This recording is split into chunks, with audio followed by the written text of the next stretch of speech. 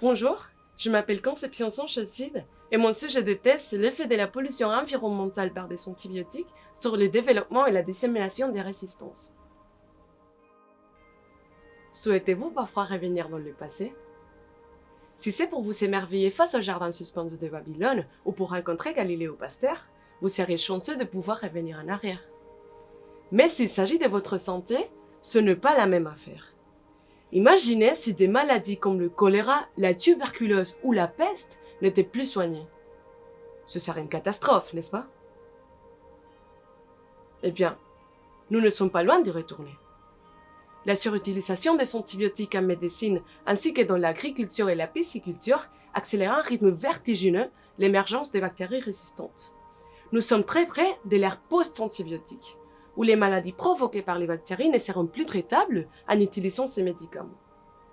Alors, êtes-vous conscient de l'importance de l'environnement dans cette affaire? Les déchets produits par les humains et les animaux qui arrivent dans l'environnement peuvent contenir des concentrations résiduelles d'antibiotiques. Ces concentrations sont faibles, souvent trop faibles pour tuer même les bactéries qui ne sont pas résistantes à ces antibiotiques. Elles ont longtemps été considérées comme anodines. Pourtant, aujourd'hui, on sait que des faibles concentrations d'antibiotiques imposent une pression sur les communautés bactériennes. Elles peuvent stimuler les transferts horizontaux des gènes. Et qu'est-ce que c'est que ces transferts? Imaginez que le simple fait d'être à côté de moi rendait instantanément vos cheveux bouclés.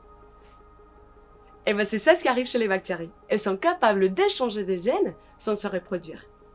Donc dans un environnement pollué par des faibles concentrations d'antibiotiques, il suffit qu'une bactérie possède un gène de résistance pour qu'elle le transmette aux bactéries sensibles proches.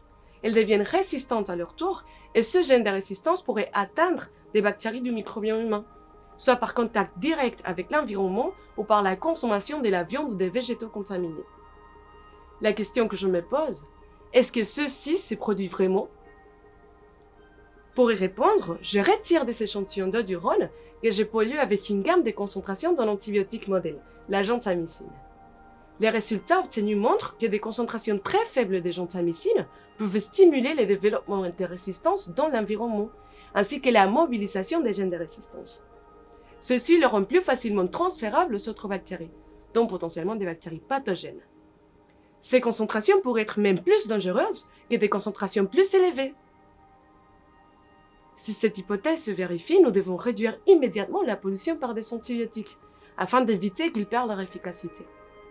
Selon l'Organisation mondiale de la santé, la peste noire a tué plus de 50 millions de personnes pendant le XIVe siècle.